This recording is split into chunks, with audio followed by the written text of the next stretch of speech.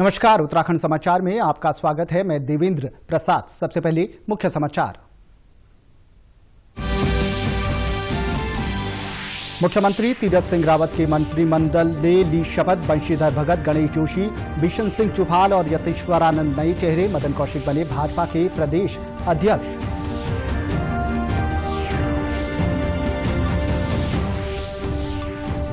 स्वाधीनता संग्राम की 75वीं वर्षगांठ के उपलक्ष्य में आजादी का अमृत महोत्सव शुरू। प्रधानमंत्री नरेंद्र मोदी ने कहा, आजाद भारत ने दुनिया को दिखाई राह। साबरमती से दांडी तक पदयात्रा की शुरुआत। मुख्यमंत्री तीरथ सिंह रावत ने कहा, आत्मनिर्भर भारत की कल्पना को साकार कर रहे हैं प्रधानमंत्री मोदी। क्रांतिकारियों को किया याद। अल्मोड़ा में भी अमृत महोत्सव का आगाज।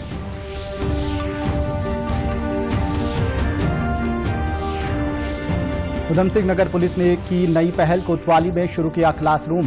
बोर्ड परीक्षाओं की तैयारी कराने में छात्रों की मदद कर रहे हैं पुलिसकर्मी।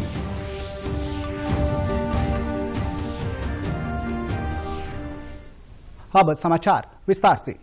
त्रिवेंद्र सरकार में शहरी विकास मंत्री मदन कौशिक भाजपा के नए प्रदेश अध्यक्ष बनाए गए हैं। उनको बंशीधर भगत के स्थान पर यह जिम्मेदारी दी गई है। वहीं मुख्यमंत्री तीरथ सिंह रावत ने आज शाम को अपना मंत्रिमंडल घोषित कर दिया। देहरादून राजभवन में मंत्रिमंडल में शामिल किए गए 11 सदस्यों ने पद और गोपनीयता की शपथ ली। इनमें 8 कैबिनेट और 3 राज्य मंत्रियों ने शपथ ली। राज्यपाल बेबी रानी मौर्य ने मंत्रिमंडल को शपथ दिलाई। त्रिवेंद्र मंत्रिमंडल में शामिल रहे मदन कौशिक को छोड़कर अन्य सभी मंत्रियों को यथावत रखा गया है। तीरथ मंत्रिमंडल में सतपाल महाराज, हरक सिंह रावत, यशपाल आर्य, अरविंद पांडे, सुबोध उनियाल, बंशीधर भगत, गणेश जोशी और बिशन सिंह चुफाल ने कैबिनेट मंत्री के रूप में शपथ ली। अरविंद पांडे ने संस्कृत में शपथ ली। इसके अलावा धन सिंह रावत, रेखा आर्य और यतीश्वरानंद को राज्य मंत्री बनाया गया है। मंत्रिमंडल में बंशीधर भगत, गणेश जोशी, बिशन सिंह चुफाल और यतीश्वरानंद नए चेहरे हैं। नई जिम्मेदारी नई ताकत के साथ संभाली जाएगी। वैसे मंत्री पद मेरे लिए कोई नया नहीं है। मैं 7वीं बार आज शपथ लिए रहा हूं और मैं कोशिश करूंगा कि जिस उम्मीद से भारतीय जनता पार्टी के केंद्रीय नेतृत्व ने मुझे जिम्मेदारी दी है उस उम्मीदों में मैं खरा हूं। देश नेतृत्व के प्रति आभार व्यक्त करना चाहता हूं। पूरे प्रदेश की और क्षेत्र की जनता की जन भावनाओं को देखते हुए मुझे जिम्मेदारी दी गई और मैं जो भी मुझे जिम्मेदारी दी गई उसका मैं निर्वहन करूंगा। स्वतंत्रता की 75वीं वर्षगांठ के उपलक्ष्य में अमृत महोत्सव आज से शुरू हुआ। इस मौके पर प्रधानमंत्री नरेंद्र मोदी ने कहा है कि भारत की उपलब्धि न सिर्फ भारत के लिए बल्कि समूची मानवता के लिए लाभदायक है। प्रधानमंत्री आजादी का अमृत महोत्सव के संबंध में गुजरात में साबरमती आश्रम से दांडी तक की पदयात्रा के शुरुआत के अवसर पर जनसमूह को संबोधित कर रहे थे। नरेंद्र मोदी ने कहा कि नमक आत्मनिर्भरता का प्रतीक है। उन्होंने कहा कि हमारे जीवन मूल्यों और आत्म सम्मान के अतिरिक्त अंग्रेजों ने नमक पर भी हमला किया। प्रधानमंत्री ने कहा कि महात्मा गांधी ने देश के दर्द को महसूस किया और नमक सत्याग्रह के रूप में लोगों की नब्ज को समझा, इसलिए वो आंदोलन जन आंदोलन बन गया था। बापू की दांडी यात्रा में आजादी के आग्रह के साथ साथ भारत के स्वभाव और भारत के संस्कारों का भी समावेश था। हमारे यहां नमक को कभी उसकी कीमत से नहीं आंका गया। हमारे यहां नमक का मतलब है ईमानदारी। हमारे यहां नमक का मतलब है विश्वास। हमारे यहां नमक का मतलब है वफादारी। हम आज भी कहते हैं कि हमने देश का नमक खाया है। ऐसा इसलिए नहीं क्योंकि नमक कोई बहुत कीमती चीज है। ऐसा इसलिए क्योंकि नमक हमारे यहां श्रम और समानता का प्रतीक है। उस दौर में नमक भारत की आत्मनिर्भरता का एक प्रतीक था। प्रधानमंत्री ने कहा कि आत्मनिर्भर भारत के विकास से दुनिया के विकास को भी प्रोत्साहन मिलेगा। उन्होंने कहा कि हमें भारतीय संविधान पर गर्व है। भारत ने विश्व में अपनी अलग पहचान बनाई है। हमने मंगल से लेकर चांद तक मुकाम हासिल किया है। हम भारतीय चाहे देश में रहे हो या फिर विदेश में, हमने अपनी मेहनत से खुद को साबित किया। हमें गर्व है हमारे संविधान पर, हमें गर्व है हमारी लोकतांत्रिक परंपराओं पर। लोकतंत्र की जननी भारत आज भी लोकतंत्र को मजबूती देते हुए आगे बढ़ रहा है। ज्ञान विज्ञान से समृद्ध भारत आज मंगल से लेकर चंद्रमा तक अपनी छाप छोड़ रहा है। आज भारत की सेना का सामर्थ्य अपार है, तो आर्थिक रूप से भी हम तेजी से आगे बढ़ रहे हैं। आज भारत का स्टार्टअप इकोसिस्टम दुनिया में आकर्षण का केंद्र बना है, चर्चा का विषय है। आज दुनिया के हर मंच पर भारत की क्षमता और भारत की प्रतिभा की गुंज है। प्रधानमंत्री ने इस संबंध में आजादी का अमृत महोत्सव के लिए विशेष वेबसाइट की भी शुरुआत की। लोग और विशेष रूप से युवा इस वेबसाइट पर आजादी का अमृत महोत्सव के बारे में वीडियो और फोटो शेयर कर सकते हैं। प्रधानमंत्री ने आत्मनिर्भर भारत अभियान को प्रोत्साहन देने के लिए आत्मनिर्भर इंक्यूबेटर की भी शुरुआत की। मुख्यमंत्री तीरथ सिंह रावत ने आज पवेलियन ग्राउंड देहरादून में आजादी के अमृत महोत्सव का शुभारंभ किया। इस अवसर पर उन्होंने देश की आजादी से संबंधित विभिन्न स्मृतियों पर आधारित प्रदर्शनी का अवलोकन भी किया। इस मौके पर मुख्यमंत्री ने कहा कि राष्ट्रपिता महात्मा गांधी जी ने आत्मनिर्भर भारत की जो कल्पना की थी उसे मोदी सरकार पूर्ण करने का कार्य कर रही है। मुख्यमंत्री ने कहा कि राष्ट्रपिता महात्मा गांधी जी ने देश की आजादी के लिए आज ही के दिन नमक सत्याग्रह शुरू किया था। उन्होंने कहा कि आज भी हम सामाजिक और आर्थिक दास्ता से प्रभावित हैं। हम लोग जकड़े हुए, लेकिन उससे मुक्ति दिलाने का काम प्रधानमंत्री मोदी जी ने किया। 370-35 से खत्म करने का काम किया, जो हमारे गृह मंत्री अमित शाह जी ने पूरी तरह से सदन के अंदर पास कराते हुए और आजादी दिलाई। 3 तलाक कानून पास किया। वहीं इस मौके पर अल्मोड़ा में आयोजित एक कार्यक्रम में जिलाधिकारी नितिन सिंह भदौरिया ने अल्मोड़ा स्टेडियम में मैराथन और साइकिल रैली को हरी झंडी दिखाकर अमृत स्मरणोत्सव की शुरुआत की। इस रैली में बच्चों ने बढ़ चढ़कर हिस्सा लिया और इसके बाद रैमजे इंटर कॉलेज में विभिन्न कार्यक्रम आयोजित किए गए। इस मौके पर जिलाधिकारी नितिन भदौरिया ने कहा कि ये कार्यक्रम देश के 75 जिलों में आयोजित हो रहा है। वहीं प्रदेश में केवल 2 जनपदों में ये कार्यक्रम हुआ, जिसमें अल्मोड़ा जनपद में होना एक गर्व की बात है। उन्होंने कहा कि अल्मोड़ा से स्वतंत्रता संग्राम सेनानियों का गहरा नाता रहा है। पूरे उत्तराखंड में देहरादून और अल्मोड़ा को चुना गया है। उसके क्रम में आज आपने साइकिल रैली और हम लोगों ने एक रेस का भी आयोजन कराया गया है, जो मैराथन रेस पूरे शहर को कवर कर रही है। इसके अतिरिक्त हम लोगों ने आज एक प्रदर्शनी भी आयोजित की है। हम लोग खादी के जो हम लोग के प्रोडक्ट्स हैं उनको बढ़ावा देने के लिए हम लोग तिरंगे का वहाँ पे ही बना रहे हैं। हम लोग नुक्कड़ नाटक आयोजित करा रहे हैं। अल्मोड़ा के एसएसजे परिसर के इतिहास विभाग के प्रोफेसर BDS नेगी ने अल्मोड़ा में आजादी आंदोलन के इतिहास के बारे में जानकारी दी। काले कुमाऊं से थे कालू सिंह महर और उनके भाई, जिन्होंने 1857 में उत्तराखंड में बहुत बड़ा योगदान है। पूरे देश में कुछ सीमित जगहों पर ही 57 की क्रांति प्रारंभ हुई थी। जयतुराम कांडपाल और दूसरे थे भैरव दत्त जोशी, जिन्होंने गांधी के साथ दांडी यात्रा में पूर्ण भागीदारी की थी। उधमसिंह नगर के जसपुर कोतवाली परिसर में बच्चों को शिक्षित और जागरूक करने की पहल चल रही है।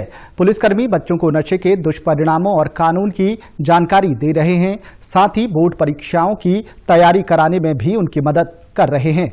साथ ही पुलिसकर्मी छात्राओं को किसी भी परिस्थिति से निपटने के गुर सिखा रहे हैं। वरिष्ठ पुलिस अधीक्षक दिलीप सिंह कुंवर ने बताया कि जसपुर कोतवाली के पुलिसकर्मियों द्वारा शुरू की गई पहल सराहनीय है। उन्होंने कहा कि पुलिस लाइन में बच्चों को करियर काउंसलिंग से संबंधित शिक्षा दी जाएगी।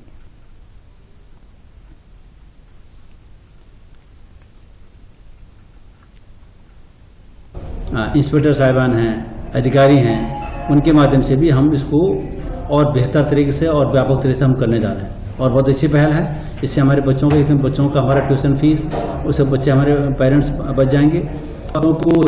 बच्चों को हमारे विभाग के अंदर जो क्वालिफाइड हमारे जो कारिंदे हैं, कार्मिक हैं, उनके माध्यम से हम उनको बेहतर सुविधा दे सकते हैं ट्यूशन के रूप में या अन्य तरीके से उनको पढ़ने लिखने में भी। जसपुर के कोतवाल जगदीश देवपा ने बताया कि स्कूल के बच्चों को कोतवाली में बुलाकर नशे के प्रति जागरूक किया गया और बच्चों को खुद की रक्षा करने के गुर भी सिखाए गए।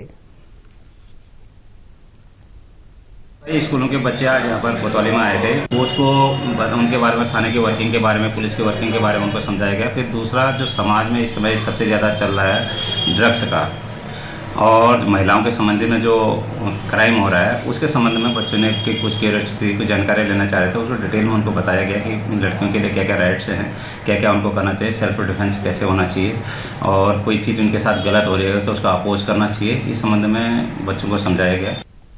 स्कूली छात्राओं का कहना है कि अगर हम गलत नहीं हैं तो हमें डटकर सामने वाले का मुकाबला करना चाहिए और ये पुलिस प्रशासन की एक बहुत अच्छी पहल है।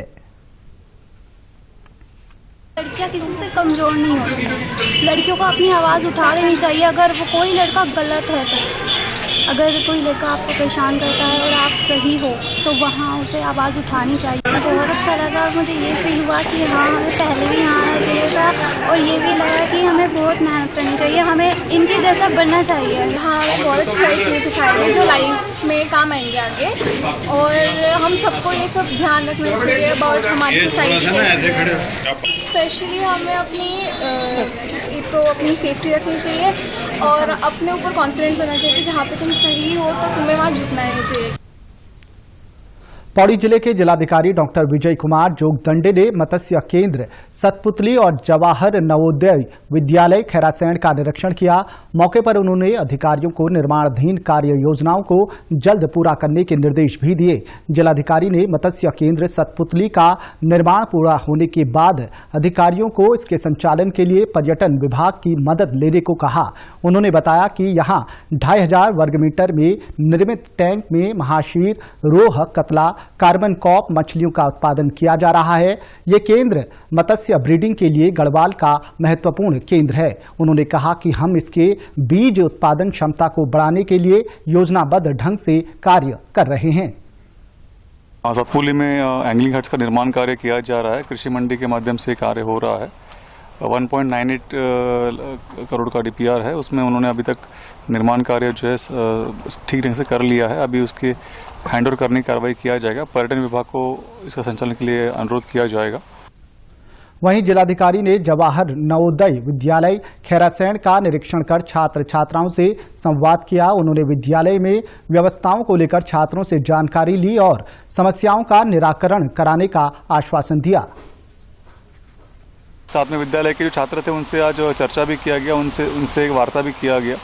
साथ में वहाँ पर जो VMC के दौरान जो विषय चर्चा के लिए आए थे उसमें प्रमुखता से टेंडर का कार्रवाई करना, शिक्षकों की तैनाती करना और साथ में वहाँ पे कुछ और समस्या उनको उत्पन्न हो रही थी जैसे कि पेयजल और विद्युत, उस पर चर्चा किया गया। समाधान करने के लिए निर्देश दे दिया गया है।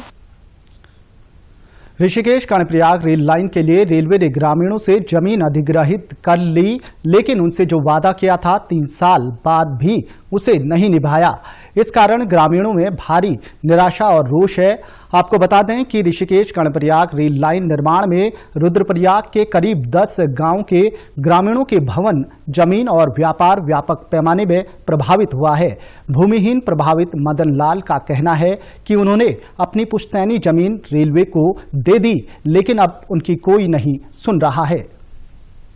गवर्नमेंट जो है हमें अभी तक मतलब जो जमीन ली है वो केवल 1 लाख रुपए नाले के हिसाब से ली है, मुआवजा दिया गया है और जो है कि बाकी अब 1 लाख रुपए हमें जमीन कहाँ मिलेगी, जिससे हम घर से बेघर हो चुके हैं। अनुसूचित जनजाति के लोग हैं, न हमें नौकरी है, न कुछ है, न कुछ नहीं दिया जा रहा। भी हमें डीएम साहब ने आश्वासन दिया है कि आपको जमीन की जगह जमीन दी जाए, जो है कि हम दिया था पहले दूसरे डीएम साहब थे, उन्होंने बोला था इनकी जमीन मुआवजा की जाए, लेकिन कार्रवाई कुछ नहीं है उस पर।